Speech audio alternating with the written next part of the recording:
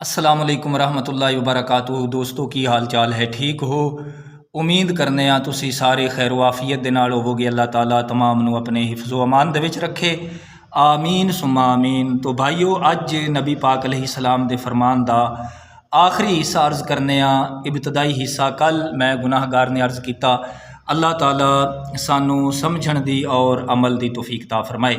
تو نبی پاک علیہ السلام دے غلاموں، جس وقت آقا کریم علیہ السلام دی بارگاہ دے وچ دودھ اور شراب دے پیالے پیش کیتے گئے، آپ علیہ السلام نے دودھ والا برتن پسند فرمایا۔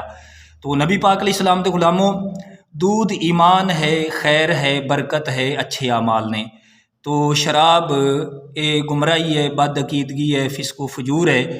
تو یاد رکھو، اللہ تعالیٰ دے محبوب علیہ السلام دی خدمت وچ فطرت دودھ دی صورت وچ پیش فرمائی گئی۔ تو آپ علیہ السلام نے دودھ نو پسند فرمایا، تاں ہی جبریل امین علیہ السلام نے عرض کیتا کہ حضور تسی فطرت نو پا لیا ہے۔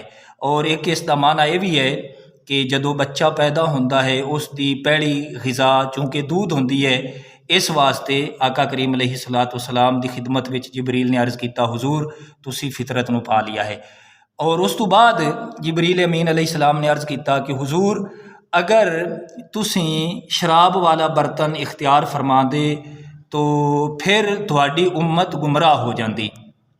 اتھوں یہ پتہ چلتا ہے کہ نبی دے اعمال دا اثر امت تے ضرور پہنچدا ہے۔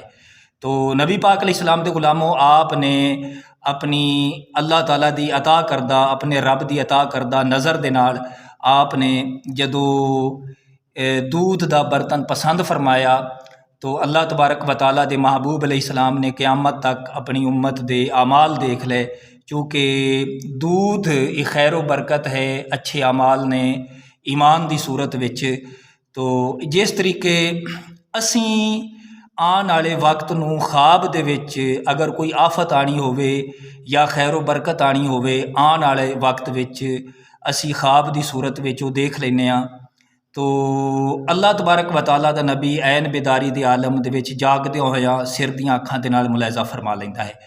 تو ایک یہ بھی یاد رکھو، اور اس دی مثال قرآن پاک دے اندر موجود ہے کہ مصر دے بادشاہ نے جڑے 61 سالی دے دن سن نا، 61 سالی دے سال انہاں نو خشک سٹیاں دی صورت وچ دیکھا، بالیاں دی صورت وچ دیکھا، اور کمزور گائیاں دی صورت وچ دیکھا۔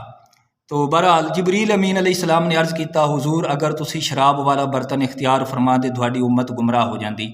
اتھوں یہ پتہ چلتا ہے کہ نبی دے اعمال دا اثر امت تے ضرور پہنچدا ہے۔ اور ایک یہ بھی پتہ چلا کہ حضور علیہ السلام دی ساری امت یعنی سارے مسلمان کدے گمراہ نہیں ہون گے۔ ہمیشہ ایک جماعت حق تے رہے گی، جڑی سب تو وڈی جماعت ہوے گی، جس دا نام اہل سنت و جماعت ہے، کیونکہ باقی سارے لوگ 20% نے، اہل سنت و جماعت 80% تو بھی زائد حضور دے امتی مسلمان اس دنیا تے موجود نے۔ اس واسطے آپ نے فرمایا ہے کہ اتبعوا السواد الاعظم، آپ فرماتے ہیں وڈی جماعت دی پیروی کرو۔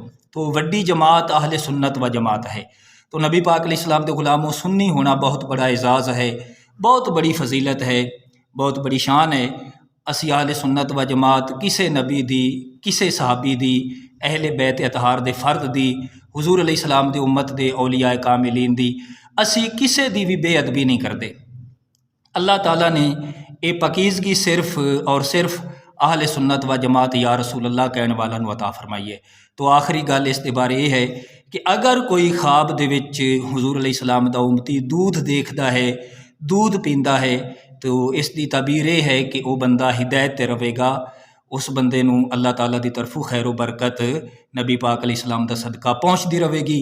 اللہ دے حضور دعا ہے اللہ تعالیٰ سانو سمجھن دی اور عمل دی توفیق عطا فرمائے، آمین بجاہ النبی الامین۔